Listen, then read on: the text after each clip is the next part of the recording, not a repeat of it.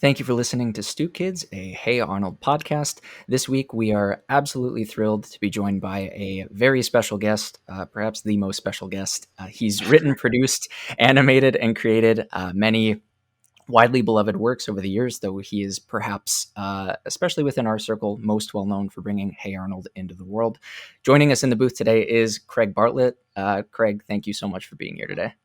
Hi, you guys. I'm so glad to be here. This is going to be fun. And I got nothing to say except how much I'm glad to be here. Let's get into it. Awesome. Yeah, let's get into it. The place where I kind of wanted to start is, in fact, sort of at the beginning. As we talked about before this, we just finished up season 1 of Hey Arnold, our discussions of those episodes. So our mind is very much on the origins of the show, the origins of Me too. of Arnold as a character, and especially with the benefit of hindsight and able to kind of see that process of getting the show running from the perspective you have now in the as an artist in the year 2021, thinking about that process. Is there maybe an early detail or memory or like personality trait, anything like that you can remember associating with either Arnold as the character or the show, the framework of Hey Arnold is the show, perhaps the spark that eventually lit the show's fire, if it makes sense to think of it like that, or did it really not play out like that? Yeah, it's really true. I always thought that other people who started their own show probably did the same thing, where they just wanted to make a show where the main character is themselves.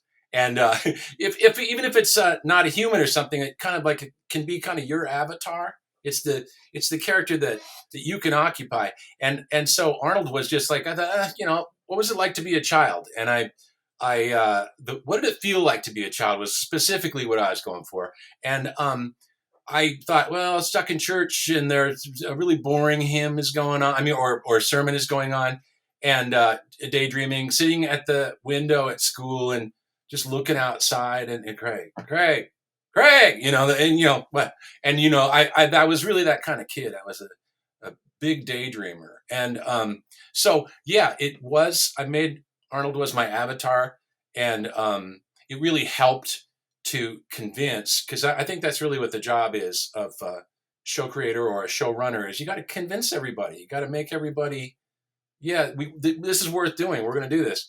And so I find that to be very useful. And I would say that to all would-be show creators, have an avatar that's like you can identify with, because it really worked for me. I was talking about childhood to my executives at Nickelodeon, and I mean, the Nicktoons could have been about anything. I chose like how I want to make an emotional show about what it's like to be a kid, and you're just your ability to convince them that they should get this thing made with you is. I found it very useful to say, yeah, I was Arnold, okay, in an argument. I'd be like, come on, man, I was Arnold, and it went down like this. And even I'd be completely making it up. It would be, this shit didn't happen to me. There's maybe one or two Arnold stories that are specifically based on something that happened to me. The rest is just us, you know, coming up with funny stuff. And it definitely, all the writers were encouraged to tell the favorite embarrassing thing that happened to them. And we try to make stories out of that stuff. I mean, all the people who worked on it got to tap into what it felt like to be a kid. That's awesome. That totally leads into my question, which is I'm really fascinated. You've talked in the past on other podcasts and interviews about how collaborative the show running process is and how it's kind of everybody's baby. So how did the show sort of like transform, right? Like you had an idea about Arnold and who Arnold was and as your avatar, but how did who else contributed to that, and how did their contribution sort of change what the show looked like? That's a great question, and it's really nice to give props to these people because, 50 people just in Burbank were making Hey Arnold, and that's significant. And if that's part of it, once you've convinced everybody, come on, let's make this thing. I also think there's a great feedback loop of everybody, the crew, seeing the episodes that when they came back. Can't tell you what a lift that is. You've been toiling away for months, and then you see the finished cartoon, you're like, oh, woo, that's what we were working on. And so it started. I built the crew. I had met Tuck Tucker a couple years before I got the chance to make Hey Arnold. Actually, I met him in the when I first started working in LA in '88. So that's actually a few years before. And he and I were both working at Bob Rogers' company. They made theme park animation and kind of themed entertainment. And Tuck was boarding, and I was directing something, and I could see immediately. I just love the way this guy drew, and he was a great guy too, super sweet, wonderful. We became friends because he was such a cool guy. And so when I got the chance to make Hey Arnold, I literally was like, I had worked on Rugrats with Steve Vixton and Joe and Salabaher, and I had been doing a little bit of art with Tuck Tucker, and we had all come together um, on Rugrats. Really, Tuck was around. I met him even before Rugrats. Like I say, in '88, it was 1990 that we all crewed up on Rugrats, but all of us were there. Raimi Muskies was there. A lot of wonderful artists happened to be. Is that kind of cool thing where you go completely random, man? On one floor in Klasky Chupo, all these people are working and seeing each other and walking up and down Highland and getting lunch and stuff. And it's like, hey, who knew that for the next 10, 20 years, we'd be doing a bunch of stuff together. And it's just great. That was the crew, that little core group. And then we just added people after that. Jamie Mitchell came on. As soon as things got real, I made the pilot with just Tuck, me and Tuck and some artists, a couple board artists, and Jim Lang, of course. Let's not leave him out of this. Very important part of the collaboration. But we all came together to make the pilot and just that little group. Then when the series happened and they ordered 20 half hours in January 1995, then we had to add 40 more people or 45 more people. And first thing we did was we hired Melissa Wunsch, who was our line producer. And then they literally built a schedule and a budget with Nickelodeon. We added Jamie Mitchell right after that as a supervising director because he had show running experience. And so he and I probably most ran Hey Arnold. And Tuck, you would have thought of Tuck. I wanted Tuck to be like the supervising director immediately. And they were like, no, he doesn't. He's barely directed. So he can be your star director and Jamie will supervise. And it was a really good decision. Jamie was a very production oriented. He understood the pipeline in ways that I had no idea. I hadn't done that stuff yet. I'd only been working as a board guy and a director and did a little bit of writing. And so that group I just described, there are many, many more that came on. Clint Bond, who came on to do character design for me, and Brian Mark, who just totally ran layout and background. Brian was like a wise, he was totally like the guy to go to. And so we had all those people. I mean, I'm already up to about 10, right? And there's 40 more to go. But in that order, we just added. I made that pilot with Tuck and Jim Lang, basically. Oh, and I shouldn't leave out Steve and Joe. They wrote that script with me. And when we had finished writing the script, Steve and Joe and I then were like the writing team of Hey Arnold. Did I get everybody? Any other names that you're thinking of that you're like, what did they do? That's amazing. Yeah. That kind of leads into my next question, which is more about so you talked about Arnold as your avatar. Well, how did you kind of develop and design all the other characters? Like, how did you think through that and their relationships to each other? Yeah, it was very basic when I started. The whole Arnold-Helga relationship was not even evident in those little shorts that I made. She was just his torturer. And it was Lisa Graining who said, why don't you, what if she was really in love with him? What if she was secretly in love with him? And I said, yeah, you're right. That would be the best if she acted like she hated him and she really adored him. And which I actually thought was really true about childhood too. One of the many things about how childhood kids can be cruel to each other is that they can bully the person that they're trying to be affectionate with. And I'd experienced it as a kid. I thought Helga was a perfect, for me, she was all those kind of girls that either I liked and it was unrequited, or like me and it was unrequited. Just like not, disconnect. And so, yeah, that's Arnold was based on that. I'm sorry though, you actually asked a different question than what you said. Oh yeah, no, I just was wondering kind of how you thought through any given character, Oh like yeah, the rest of them. yeah, the design of them, like their personalities. Yeah, Yeah. that it's like we made them kind of in the order that they were needed. When I made those little shorts, I only needed 2 bullies, and it was like they were just 3 in a picture, so it was Helga and Harold, and that's funny because it really was. That's all I knew about them. I'll make a girl who looks really mad, and I'll make a kind of a large, mean guy, and they're both gonna knock him, and I hadn't given it any more thought than that. And then when it was time to make the pilot, we got to put that whole squad is in the pilot. That I think of about 12 basic kids. If you look at, if you look at the cover, there's 12 kids. And that's kind of where it's at now. I just like that idea. In my mind, it's funny to have a squad of 12. And I like having a squad of 4, which is Arnold and Gerald and Helga and Phoebe. And so you could call that group what I had to make next. And those are mostly designed by me. I think Tut designed Curly.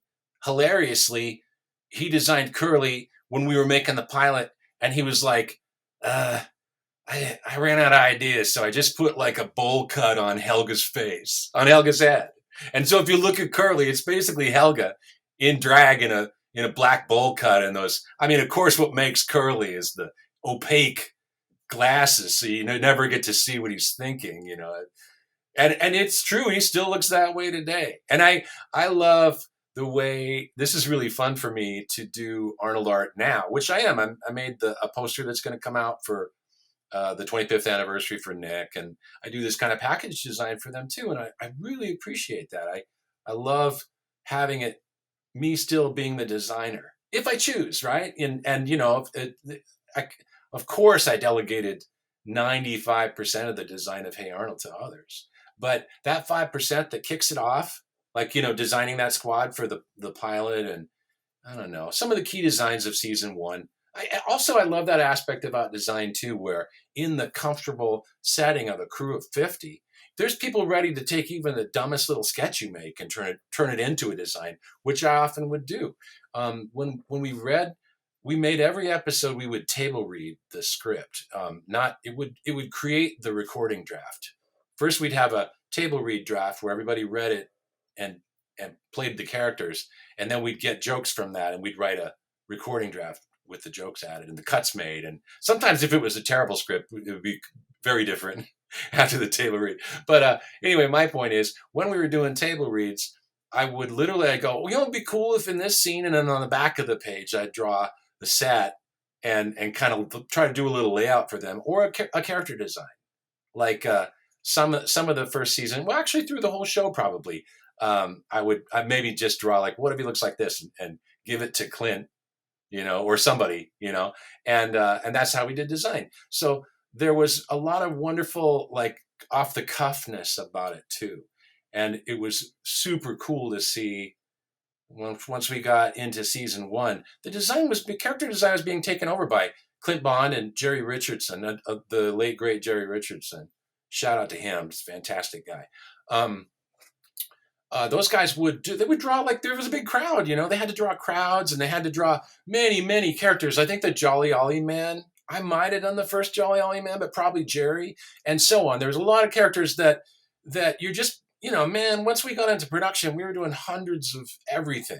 And so getting through season 1 was like getting through a maze. And I just ended up going, I guess I can I can really concentrate on the writing and the recording of the actors, and get a cut out to draw. And then they're going to take it from there. So all these other people were drawing everything else. And, it's kind of wonderful. It's like super flattering to think that your ideas were being made by 50 people. I really liked it. I still do. Oh, that's awesome. And I guess on that sort of note, and you commented on this a little bit earlier, just the collaborative nature of putting together the show, and also bringing in everybody's viewpoints and experiences. And I think one of the greatest accomplishments of the show is, it's very multifaceted, it's very deep, and we're telling everything through the perspective of this child. And that's something that a bunch of grown-ups are putting together. And with managing those perceptions of, the world through a child's eyes, creating things that are maybe distinct to Arnold, but as you said, he was sort of your avatar. So, bringing in your experiences as well, and also managing the points of view of the members of your team. Did you? I guess I'm curious to hear more about like that balance that you ended up striking. Did you find that to be? I don't want to use the word easy because we're talking about season one, and like you said, it was a battle in its own right. But I'm very curious about that process. If you wouldn't mind speaking to that. That's a great question. And if I go off track to trying to answer, bring me back to it, because I think it's a really good a question. It's like you want a bunch of people to filter all their own childhood experiences and their own traumas and weird senses of humor and personal fetishes and all that stuff. And it's like, can you please like funnel all that creative energy into this episode? And then wonderful things happened because I had a loose hand. You know what I mean? Brian Mark, as I mentioned, was supervising the layout, and he had a bunch of incredibly talented artists. He had Steve Lothwaite, Hugh McDonald, and Cesar Martinez, just for starters. He had these three guys who were phenomenal drawers, and he'd be like, this section of downtown. Lothwaite made a map in season one, and he was our most junior guy too. And so he showed up and was just like owning it. And he made a map of and I don't think we hadn't called it even Hillwood yet, but it would have been Steve and. Is that map anywhere? I'm so sorry. Is that map anywhere? Steve's, yeah. I've got a copy of it. It's weird. It didn't quite fit on the Xerox machine, so I've got like a partial, and I'll bet Lothwaite has it. Just ask him. Yeah. Yeah. He's a very good archivist, and I consider myself a pretty good archivist, but Lothwaite is a master at that. Anyway, he made a map of the neighborhood. We agreed, okay, got that, and I've actually, if you go on my Instagram, in the summer of the first year of the lockdown, I did a couple color maps that were literally trying to continue to codify this world. And but that was our approach. We were really realistic about it. I think it's really important to remember that unlike other cartoons, I mean, I'm sure like Gotham or something has probably got a map, and they're probably supposed to know where something goes in Gotham. But most people, I loved it. In the world of the Nicktoons, it was all over the place, man. The Ren and Stimpy was being made in a way where John's philosophy was, every shot that it's like there's a jump cut, and the environments they're in are completely random and spazzy, and Ren and Stimpy could be fire dogs one episode, and the next they're homeless bums, and the next one they're living in a kind of a posh suburban place with a lady, and you're just like, well, okay. And to me, my take on making this show was I was going to make it very site specific, and I was going to make it about that. Like I want to show an environment. I was very fond of the like Pippi Longstocking kind of life for a kid where they can go anywhere they want because they have their own agency. They can go do what they want. And so I thought I'd love to make a modern kind of grungy Northern American city that kids can relate to, because I figure there's millions of kids living in these cities, right? And I thought, we'll have an audience, and people who don't live like that will find it aspirational because it looks so fun. They're out at night, man, and the main title is completely me trying to sell that. This is our concept. I have them marching like they're in West Side Story, and then it's like the boys and the girls line up, and they're like, dun, dun, dun, and that was supposed to be, yeah, man. It's like if you lived in the city and every night it was like West Side Story, and except a kid version. That was what I was trying to sell. So there we go. I know I've gone way off topic. Bring me back. Oh boy, I don't even know if I want to bring you back, but juggling the different maybe perspectives you had on hand to sort of.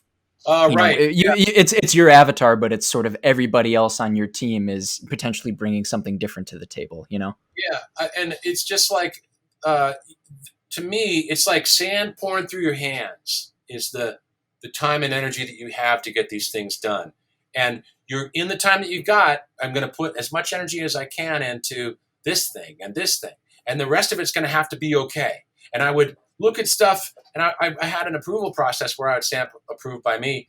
So I did approve all the designs and I looked at everything, all the layouts. But often I'd be like, hey man, they got to just do what they got to do. And they all had great taste, and they had funny ideas. The Arnold is very funny to look at, I think, because of the humor of those people. You know, the men and women that drew those characters and backgrounds and storyboards. Often wonderful ideas would come out of the storyboard. I was just looking at Operation Ruthless, which I posted about on Friday because it was like fourth in the order, you know, or whatever of most beloved episodes from season 1. And I look at that and I think Kelly James and Trisha Garcia were the two artists who drew that whole board. And Kelly James is a very funny storyboard artist who did wonderful Helgas. Helga and Phoebe's were they were great. And, Tuck did Helga one way, Kelly did Helga another. And I really enjoyed the art that was coming out of that. There were many gags. I forget. There's a moment when Helga gets, it goes very badly for Helga, right? Operation Ruthless was a complete success. How there's a point where Helga fucks up again, and behind her, there's a bunch of suckers on the wall. And I remember going, I can't wait to see that in color, the sucker background layout. And it's, that came right off the storyboard. So the board artists were making funny settings. Tuck Tucker, Sewer King, for example. Tuck designed the whole world of the Sewer King in his storyboard. So it wasn't like Tuck was doing characters in rough, nothing behind him, and then figuring the background guys would fill it in for him. Tuck designed the whole sewer world. And so from storyboard, it could be really leading design, or sometimes it would be like, they play checkers in the park, or they go to some little park, and Lodgwait and Hugh McDonald and Caesar build these incredible, sets for this to take place, and full of detail, and Brian Mark, who supervised all of them. Brian, he put a huge stamp on what Hey Arnold looks like. He and I both were from Hillwood Elementary in Seattle, by the way. That is why the city ended up with that name. That's unbelievable. I never knew that. Yeah, it's our grade school. Wow. I also went to Syrie Elementary after that for grades 3 through 6. So do you know what PS you were? Pardon me? Do you know what PS you were? Were you PS 118? No, sadly, no. The PS was a romantic way to name the school, which I know is from the borough. The real PS 118, I think, is in Queens. Mm-hmm. And so, apologies to the real PS 118. I also just Snow Day. I love when it's me too. I'm the radio DJ. Like PS 114, PS 115, PS 116. Wait a minute. That's such a universal experience too. I mean, I remember I've been that kid who's sitting by the radio and waiting for my district. That's why I learned the name of my district. Yeah, we really did, man. We sat at the radio. Yeah, see, real life experience. That's what. So my question is almost sort of the inverse of Cody's, and you answered it a little bit with the really great storyboarding. But how do you? The thing about season 1 that really surprised me this time around is how realized it was. Like I had sort of in my mind thought like they really found their footing around season 2 or 3, and you know what I mean. But every single episode to me really encapsulated a lot of what Arnold was doing, not just on the surface level, but like really in terms of like what we've been talking about with like being a kid and learning things about the world and sort of like learning how to cope with that and learning from his point of view. Yeah, from his point of view. Yeah. How did you manage to get everyone to be on board with that? It's like magic to me, you had like 50 people doing this, and you know what I mean? I don't know how you pulled that off. It was a kind of a cool, I mean, I can only speak for myself. maybe some of the people who worked with me in those early years, the first couple seasons, 2, 3 seasons, maybe that wasn't as magical for them as it was for me. But I felt a cool, something did happen. And like I say, we watched those episodes together. It was like, we in those spaces, we would kind of make a living room out of whatever part of the building that we had at our availability, and try to create a living room and have everybody, like literally 50 to 100 people who were around, gather around a big TV and watch it. And I was like, dude, you can sit. I'm fucking crying. I'm getting a lot out of this, aren't you? And I felt like obviously not all. Some are like, well, that was a stinker, or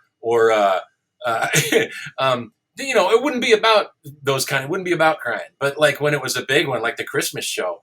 Oh man, that's a whole story in itself. The night that we premiered the Christmas show at a party, and I was just like, this is what I live for, man. We were celebrating Christmas. We finished it just before Christmas appropriately, even though I think it played. No, it did play that. Yeah, we had a Christmas party. It was going to go on the air like next week or something. And we were very excited. We just finished it. And we got Mary, our boss, booked a nightclub on the Sunset Strip, which isn't there anymore. All the clubs where we had all those early Nickelodeon parties fucking burned down or something else. Every one of them, that's Sunset Strip. And that's Hollywood is real estate is in constant upheaval. But we had this big party, and it was kind of spectacular. It was like a big ballroom or like a kind of stage space, and it had fake snow coming down, and they had really neat lighting, which was very MTV in the early days when I worked for Nickelodeon. They were an MTV company, and so the MTV style was lavish parties and lots of travel. Those were the two perks of MTV. I don't know how well they were paid, but everybody got to fly coast to coast and stay at like awesome hotels, and there was great parties and great food. And there'd always be like a great DJ, a shit mixer, all this great stuff, light show. But we were in there, and the Christmas party was like, there's snow, and there was a big throne, and it was empty on the stage, and they were like, where's Santa? And they were like, well, he had a car accident, and we're gonna have to just vamp for a while till Santa gets here. And there were these two elves that then sat in the throne and kind of squeezed in, and they were like, ooh. And I just remember sitting with Steve Vixton. He was just like, man, what a show. And the Christmas party was very surreal, and I was really upset because I wanted to show the Arnold Christmas special, and they had not made arrangements for there to be like, why isn't there just a big screen and we all just watch my fucking show I just finished? And they were like, we didn't make that plan. And so I said, well, where can we show it? And the bar in the basement had a big TV. So I'm like, well, okay, I just announced it. Anybody who wants to see the Christmas show, come down to the bar in the basement, apparently, and we'll watch the Christmas show. And then, the crew squeezed into this bar. And it was the bartender. There were 3 bartenders, 2 guys and a girl, and they were very tough Sunset Strip bartenders, right? They've seen it all, right? Couldn't be a tougher crowd. And we put on the special, and I noticed in Act 2, as it's getting near the finish, the bartenders had stopped taking orders and just had their arms around each other. I shit you not. They're just like watching it, like, how could you not? What's going to happen? And then when it ended, they were crying and like hugging it out. And I was like, well, man, this thing really worked. This is the stuff. So, a long way around to say that was the kind of, that creates a mood where people like to be in that vibe. And I think that's why we convinced. Again, the whole job is to convince people. We convinced with stories that I know shit. When we'd finish one, I'd go, well, see, that's why I love the baseball, because at the end, music and design, and storyboarding. Jamie Mitchell oversaw that scene. I remember talking about making a cut in there from when Grandpa drops Arnold off to the end of the cartoon at the baseball stadium. I remember suggesting a cut because we were long. You're always like, oh God, what can we cut? What baby can I sacrifice to get this thing to 11 minutes? And I said, well, maybe we can cut this out of the scene at the end. And Jamie goes, no, every shot in this thing counts. And if you watch it, every shot does. wonderfully count. And those kind of bird's eye views, and it ends on you're coming out of the stadium, and it's the music's swelling to this major chord, and I was like, after something like that, I'd be like, right, everybody, this is what we're doing here. We're trying to make you feel all that stuff. It's a great speech. Joe and Salabaher wrote the speech. He wrote the baseball, and so when Mickey tells him about growing up and first time I played catch with my dad, that's just Joe. And we were. If you look at something like that, if you look at the end of that, it's probably based on a lot of movies we saw. We all were big movie and TV buffs, and we'd just all be like, hey, that moment at the end of that TV episode where this happens? Yeah, wasn't that cool? How could we make that happen? And we would just like dress it up in Arnold characters. But we were, okay, so that's how a lot of that stuff happens. But really, through that whole thing, yes, Arnold is supposed to be a real POV. And he's supposed to be going along, filtering most of this, especially in season 1 when what can I say? I had to make people get it. So I was like, always make sure it's being filtered through Arnold if you can. Helga began to immediately create competition for that. Her POV became really important pretty soon, I'm sure. But definitely in season 1, taking Arnold through this journey, screening out if it was too off. I remember telling board artists like, no, Arnold wouldn't do that. I'm sorry.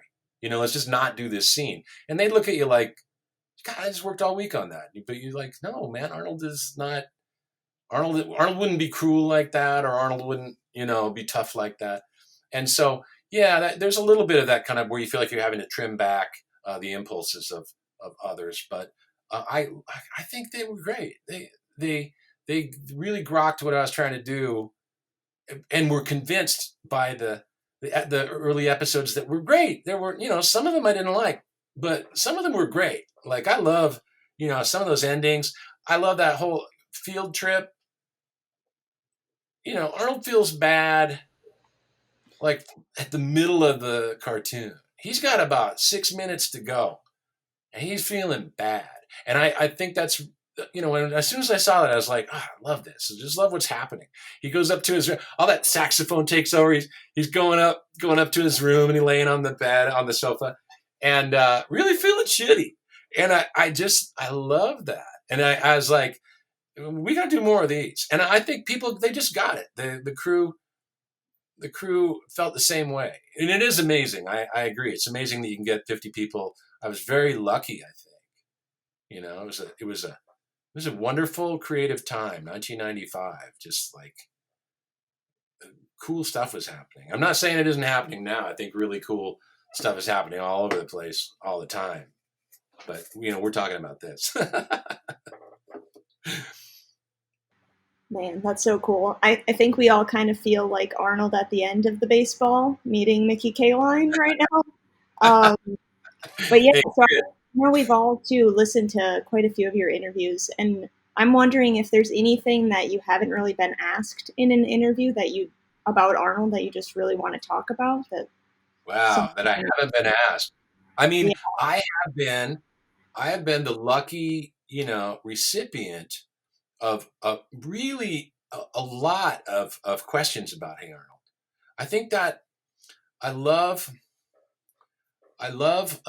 the fact that, like, when you see a great movie and you come out and you're just kind of disturbed and, God, man, this is the kind of movie that I want to, we need to go have a drink and like knock back a drink and be like, good, wow, what just happened? And let's talk about it. Like, why is this? And I just, that I get those kind of questions from people all the time.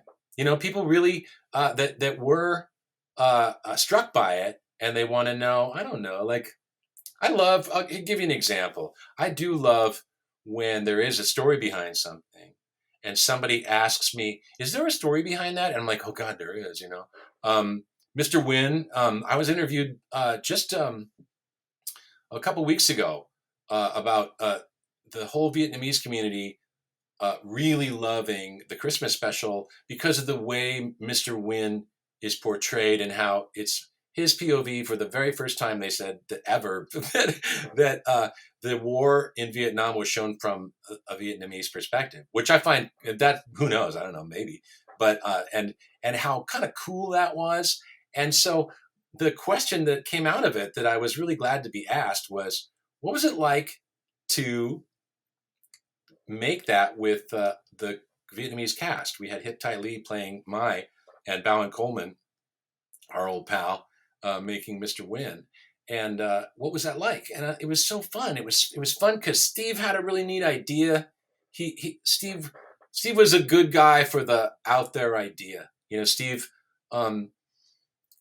would come in with some really, from left field pitches, and he's like, it was time to make a Christmas show, and it's like, well, what are we going to do? A Secret Santa in the boarding house sounds pretty funny. We get all the board, a reason to get all the boarders together, and Grandma to think it's another holiday, and Grandpa to MC. So you could like, oh yeah, that'll be great. But Steve's like, and then what if Arnold has to get a present for Mr. Win, and he has to kind of go interview him and find out what he likes. He realizes he doesn't even know Mr. Win. And of course, Gerald's great. Gerald's like, well, why don't you go ask him? Yeah, just tell him. And so Arnold interviews Mr. Win, and it turns into that flashback sequence, which is just the coolest thing ever. I mean, that flashback sequence is just wow. And again, like, it hooks people too. You like the kids that were watching it. You guys, when you were kids, it must have been like, wow, I haven't seen anything quite like this before. and so it was based on that really cool idea from Steve. But for me, as the creator of the show and the producer of the thing, I was like, okay, but if it's going to be about Mr. Win, like, we need to kind of handle that. If he's telling Arnold that he he had to give up his own child in a war situation, we better kind of, I don't know, get our story straight. And we should talk to Bowen about it, especially because we see him all the time. And then we cast Hip Tai Lee to play Mai. But this should be cool, Bowen. So I did it. Next time I saw him, I'm sure we were, in those days, we'd be writing stories. We'd be kind of forming them in our minds for a while while we were doing, God, I would be doing 6 stories, and so would Steve. And, everyone's we're all, just talking about everything. So it was cool. I knew I'd see Bowen and soon when he came in to play Mr. Win. And I said, Bowen, we want to do a story about Vietnam, and specifically about how Mr. Win he had to give up his daughter and we want to get the scene we want is with the helicopters picking up people off the roof of the American embassy in Saigon when it fell in 1974. And he said, you know what? I was there. And I was like, wow, you were? Oh, now I really got to do this story. Bowen, we can, Mr. Win can tell this story. And I knew it was a very interesting technical challenge because Bowen has a very strong accent, as you know. And he pronounces things sometimes so difficult to understand what he's saying that I would literally go, okay, you can't say that. Can you say this? Just try to reword the things until we had something he could say in English. And so I was like, wow, man, that's going to be a whole story about how he grew, raising this girl, and he's very happy. But a war came, and I knew I'd have to make a better life for her, and I had to keep her safe. And so it was a hard session and very super emotional, and so you add that to it, like he's going to be telling this heartbreaking story, and so we did it. It really was spectacular. I have my early memories of recording Hey Arnold.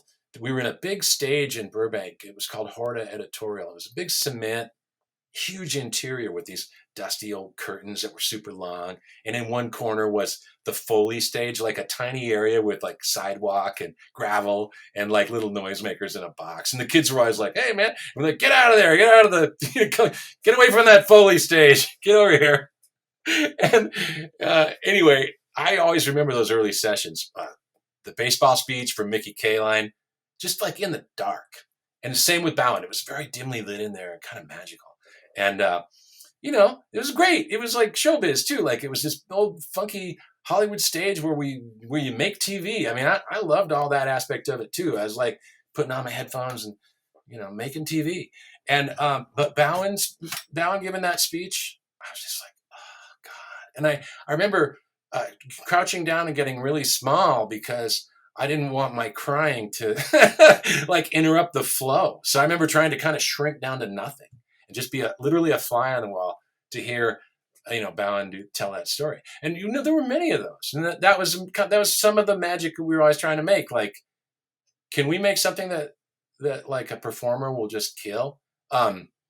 Vincent Schiavelli, who played Pigeon Man. I mean, that's some cool voiceover. And it just, the magic happens and you're just lucky. I'm like, wow, I can't believe it. And that was Steve. I'm sure Steve wrote the Mr. Wynn speech. And it was beautifully chosen words. It never mentions Vietnam. It never blames anybody for anything. It just says, there was a war in my country and I knew there was getting closer. The fighting was getting closer and closer. And I knew I had to keep her safe. And it's a tall tale. The Christmas Story is wildly impossible. And Gerald just explains at the end, he's like, hey man, miracle's a miracle. Get over it. And I was like, I guess so, And the Helga sacrifice. And we just went, it's over the top. It's every bit as over the top as It's a Wonderful Life, which was a real model, an emotional model for Arnold's Christmas.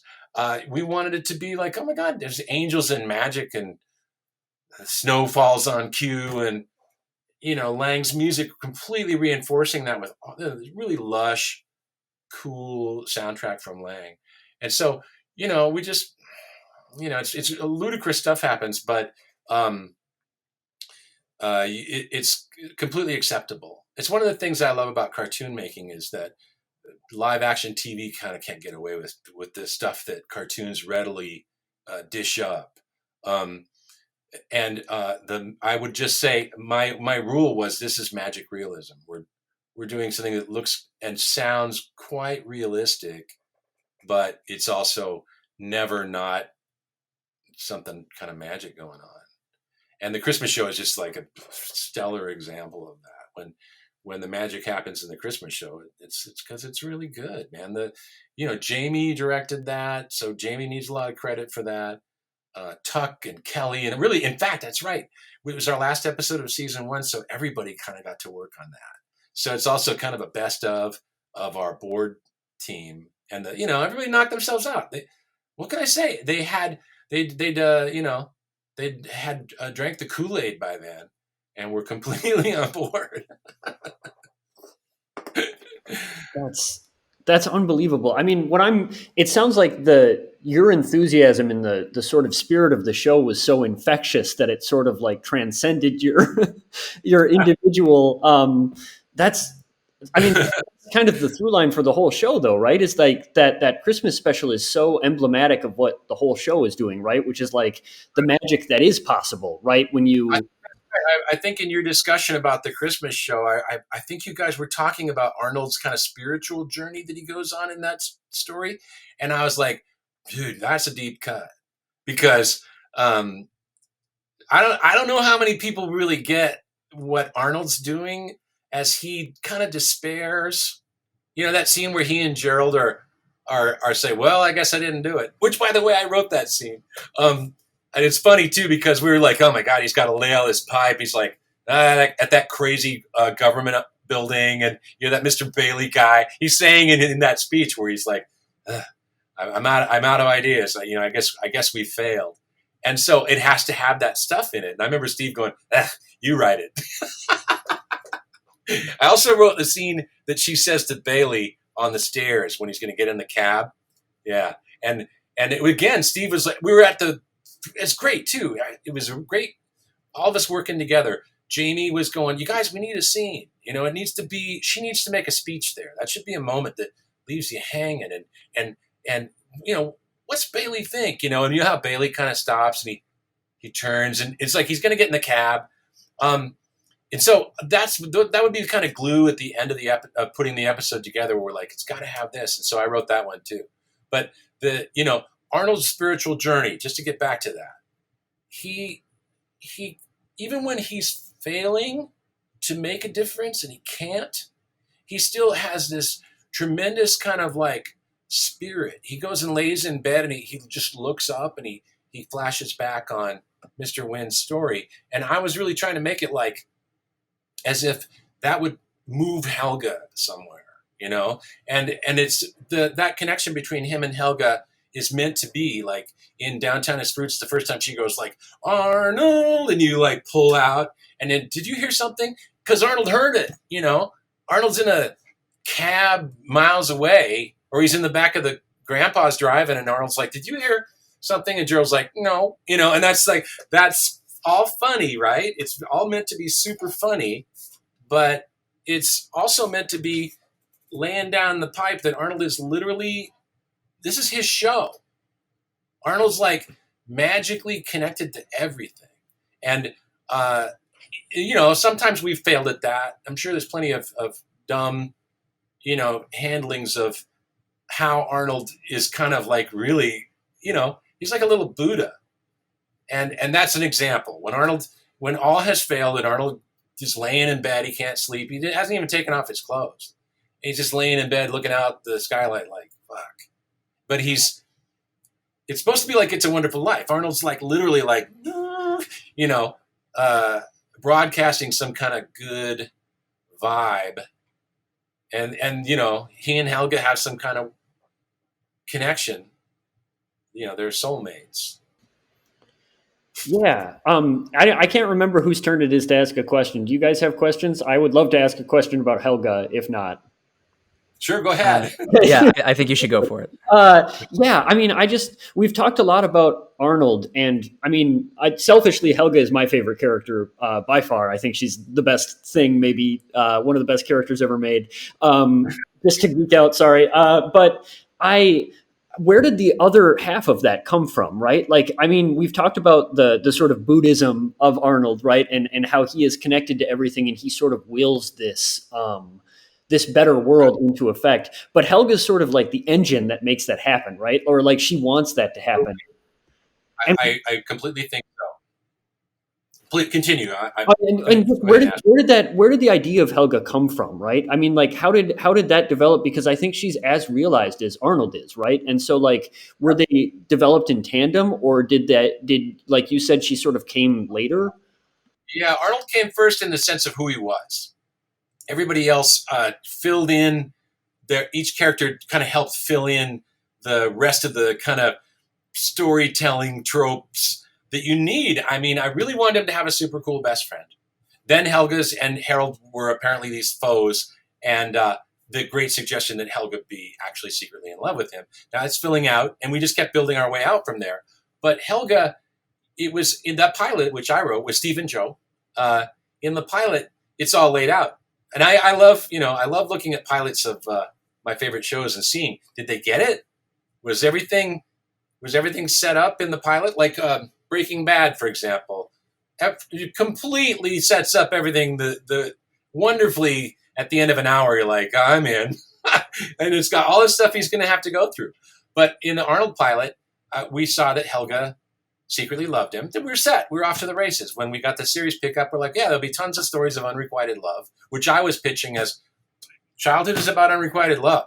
That was just like, a kid lives in a boarding house with his eccentric grandparents and boarders, and then it's about unrequited love and heartbreak. And when you know how it is with the cartoons, both Nickelodeon and Cartoon Network were saying that, for kids, the joke is that a small thing is a really big deal. Like, you can think of so many cartoons that you love where a kid wants something and it's like it's the end of the world if everything has huge consequences to them because they care, And I thought I was just trying to kind of focus that care in make Arnold be about that. And Helga, man, we were just off to the races. It was like a really funny character. She's kind of unattractive with that monobrow, and she's all girly in her costume, but she's really like an ass kicker. And then we immediately gave her the family. Big Bob, Bob and Miriam. I remember kind of going, I know a guy who's like Big Bob. I can picture that, and that makes sense. He's taught Helga to be a bully and to be tough. And then Miriam would be just as poetic as Helga, probably, but like has like thwarted ambition. She just can't. Miriam's been crushed by Bob's will and has given up and turned to alcohol. But has all these hidden talents that could come out. All the Pataki girls are amazing. Miriam, she turns out to be like a great horse. A rodeo wrangler, right? Right, yeah. And Olga has all these talents, and Helga has more talents than all of them. Helga's a genius, and everybody just went off to the races as soon as we started writing Helga episodes. They were great. Steve wrote Arnold's Hat. That's episode 3A. That's the first half of the third half hour, and it's all there, man. The Helga's in ridiculous quests and the lengths she will go to accomplish her goals, and the fact that it's usually thwarted for our amusement. I think it's really important to remember that Helga was such a powerful character because it was so fun to watch her, crash and burn. I mean, if you look at Arnold's Hat, she literally gets hooked. Her fishing pole gets hooked to a delivery truck that drives away, pulling her all the way across the top of the building, and then not letting go of it like she should, and then crashing into a shed and leaving a Helga-shaped hole. So, I mean, she's about laughs, it's very funny to see her comeuppance. We certainly started that way, but Helga, she stayed pretty true, and that would be my job too, to go, let's keep her always Helga. Just like Arnold has to always be Arnold, Helga has to always be Helga. But you can see the crazy changes she goes through, and that would be contributed by writers and artists, and especially the writers. Antoinette Stella wrote wonderful Helga episodes. Michelle Lamoureux came later and wrote some of the latter day Helga episodes, and they're great. And so I really did. I let the artists and the writers make their suggestions. Sometimes it would be like, nah, I don't think that's a good story for her. But generally, they blow my mind. And then you have to add our secret weapon, Francesca Smith, who took it to the next level always. And I particularly started to just write for her. I go, man, it'd be great if Helga did this, and I'll write a scene for her. Let's do Shakespeare because Franny will crush it. Oh my God, I forgot about that. I wanted to clarify something. My only thing that was inaccurate about the podcast was that she gets credited as a writer, and I just wanted to say the internet makes up some crazy shit. The IMDb is wrong, huh? Okay, yeah. That's good to know. We'll take them to task later. If you want, I would. Oh my God, I would love accurate, Wikipedia and all. I see inaccuracies, and I'm like, I actually, because I'm the creator, I can't change my Wikipedia page. So I gotta hope that whatever's on there is close to true. And so I would say about the writing, and everything else too, just look at the credits on the end of the episode, because that's approved by me. And often it would say written by someone so-and-so, and I'd be like, yeah, they're credited for writing the thing, but when they wrote it, we rewrote it. And I'd be like, I wrote that whole thing, but it's credited to somebody else because that's the deal, man. We hired them to write a story. And so that's why they get credit. And the credit really it's accurate end to end. I know it. And so just refer to that. And if you have any questions, just ask me. But it's really significant to me. I look at that stuff and I think, yeah, you gotta give credit where it's due. And it does, you can see there's a lot of people on there. It takes a lot of people to do it. And some of it, we'd be like, nah. And some of it would be perfect. But everybody contributed to that. Yeah. So yeah, Francesca, she was seriously 9 and 10. Yeah. And with actors do contribute a lot. Actors do improvise very funny stuff. Dan Castellaneta never finished a grandpa scene without making more funny stuff that we were like, oh my God, put that in this.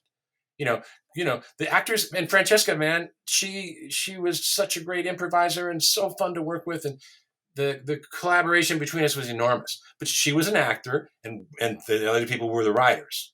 And so I think when the internet goes, I think Franny really wrote that, it's like, God damn it. There's a reason why the credits say what they say. And there's a reason why each of those kind of jobs has its own specific needs. Yeah, everybody wanted to be a writer. Of course. I feel like it's kind of. I love that I've been a writer all these years because it's a desirable profession. People want to be writers, and rightly so. Oh man. This has been amazing. I think I speak for all of us here. I know we're coming up on time here. There is, if we could pick your brain about one last thing, it doesn't have to be, it can just be quick. Obviously, you don't have to reveal anything if you don't want to. We've obviously been talking a lot about the history of the show, the origins, what has been, thinking about what's next coming up. Obviously, we had the Jungle movie within the past couple of years. We've got the 25th anniversary of the show coming up. Is there anything with regards to the future of either Hey Arnold or anything else that you may happen to be working on right now that you feel up to sharing or revealing? I'm really happy to say I'm developing something with Cartoon Network, and I'm working with them as a consultant on their 6 to 11 and preschool stuff, and I have loved that gig. So I'm enjoying a period now which I'm calling hashtag exec life, and where I get to be an exec, which I've always wanted to do. I always thought, well, what if the shoe was on the other foot, you know? And I've always wanted to be a maker. I still do, and I'm hoping to in this relationship, make something with them as well. And so I'm always looking to make new shows. And honestly, it's so interesting how every idea that I've really wanted to make, just be patient.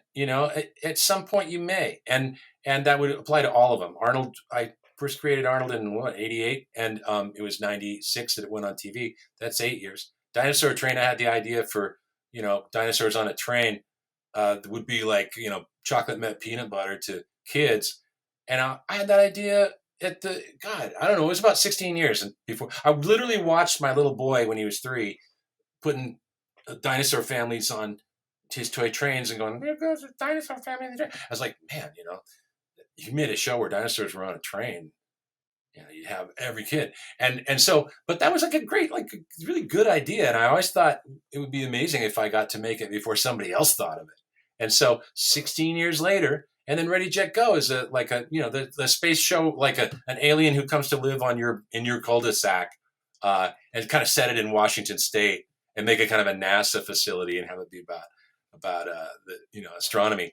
I'm sure I thought of that 10 years before, and it's the same with the project that I'm trying to develop now. It's just another one of these that is like something I've been dying to do forever, and I kind of can't talk about it. But I am doing Arnold stuff as well. I've always, you can see how much I like it. The reason that I'm always open to making more Arnold stuff, whether it be spin-offs or some kind of continuation, is because the characters have these huge lives, and I love, my posts are usually just me continuing. Here they are. They're still, this is still happening because it's like a real world, and I can see the impact. I mean, that's why the people who follow me on Instagram are probably 95% Arnold fans, and so that's what the discussion is about. So I'm always trying to do more stuff. I am working in ancillary stuff with Nickelodeon, and they've been great. There will be stuff for the 25th anniversary that'll come out that I had something to do with, and another collaboration that I worked on at the beginning of the year is just going to hit the market Friday, and I can't tell you what that is either. But in product development and ancillary stuff, I'm staying busy with them, and I've so there's lots to do. I'm actually really busy right now with scripts and working in various ways. I'm really happy about that. The pandemic made me wonder, what was going to happen next, and at least everybody's busy. It's insane right now. It's an artist market again in LA for animation, where there's more work to do than there are artists to do it. And that's the way it was when Arnold started in '95. In '95, it was really hard. Everything was exploding. Everything was being turned on, and there weren't enough artists. And so they could kind of name their price and kind of get a better deal. I think we're back. It's like, this crazy world, and things are just as weird as they could be. But man, they still love cartoons. Not to mention that I, and like all the rest of us, figured out how to do this stuff from home anyway. I mean, this is my office in my house. And, I was already there. We were already like, do we have to come in? Can I just like take the work home and da, da, da? And so animators responded well to the lockdown, and it made me very creative. I drew I sketched like crazy. I was really, one of the things I love is like a Sunday, sitting in the dining room at the table with all the pencils out and a sketchbook and colors and just like, just draw and color all day. And I actually had one weekend after another like that, and sort of tried to work during the week. I was like, anyone out there? We were all trying to keep work going with some success. Other places, I mean, a lot of people just kept working in animation. I found the pandemic to be kind of a speed bump, and it took me a while to kind of get going again. But things are really busy. I love Hey Arnold. It's the coolest. I wish that Nickelodeon would say, hey, let's do this or that. And I'm game. I'm up for anything. I love that I'm getting a lot of respect from them about being the creator of it. I think that that's really important. I would say to anybody, any would-be creator, I would say, it's not just ego that you insist that you're the creator and that you're the author. I like that word even better. I'm the author of this material. And if you want an answer, you should ask me, because I'm here and I'm available, and you can find me. And I'm always amazed when I see, no offense about the Helga writing thing. I mean, you got to. That's all right. But when I see something that's like, when Frederator did 105 facts about Hey Arnold, I'm like, shit, man, 30% of those are bullshit. and it's really cool to kind of fight that and create as true a document as you can. And I love that. I've been documenting what we did ever since, and it's very gratifying to have people care. It's really a response to I think to people liking it. So that's a really cool feedback loop that I'm just glad it's still going. Can you believe it? It's 25 years now. I mean, I can't believe it's still going. I don't know, watching Hey Arnold as a kid and talking about it, with you, with my friends so many years later, I would not have ever could not have imagined. But obviously, we're excited to, whatever projects you might be working on. Obviously, you said you can't say too much about them now. We'll be here. You've got 3 people here who care a whole hell of a lot. So It worked. it worked. It was a success. It worked. I promise you this will work. Oh boy.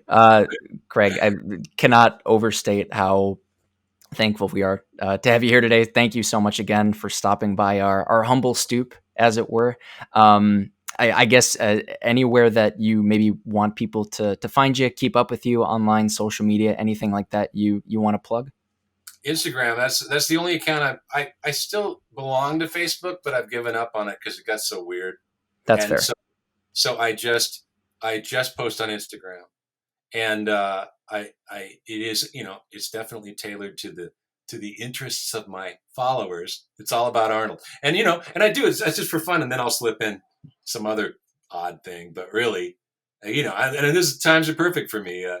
It's in 2021, we're celebrating a 25th anniversary, and I'm going down memory lane big time, and it's super fun. And the thing I love is exactly that, like your question about what's the question people don't ask. I'm sitting there trying to think, what's the question people haven't asked me about for each of those? And luckily, the ones they picked were, of course, the ones I like best. They did that to me too. Haunted Train, Tuck's first like horror cartoon for us. Those are super fun. And there's something fun. It's like Jim singing that weird "Sometimes Late at Night" song at the end. It's just weird and cool. And I love that you guys think everything kind of really works, because we'd be like, oh God, this is lumpy. That did not work. As we finish something, we'd be like, if we put a sound effect on it, you think we can kind of like convince that this happened, or just some weird, we'd try some solution that we didn't have enough shots, or, And so to have you guys digging it that much, it's the best. It's like, it's really nice. And I love looking back at that old stuff, thinking, what can I show them that they haven't seen? So stay tuned. Oh boy, stay tuned indeed. so Parting shots, Emily, Harry. No, I just want to thank you so much. Right? Yeah, we really appreciate it. I can't overstate how much the show meant to me. I was 8 years old watching it every night with dinner with my dad. And it's like that meant a ton to him. I'm gonna go geek out with him about that right now. And great. Tell your dad I said hi. That's awesome. Yeah, thank you so much. You guys should watch the baseball together. Yeah, that's one of my favorite episodes. This is just a dream come true. I cannot believe it's happening. So yeah, thank you again so much. The show has like shaped who we are, I feel. And so that's why we're still talking about it so many years later. So thank you so much.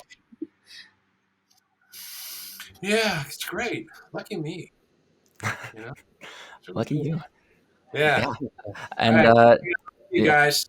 Yeah, to all the bold kids out there who may be listening or watching, thanks for tuning in, and we'll see y'all again very soon. Take care. Be a bold kid.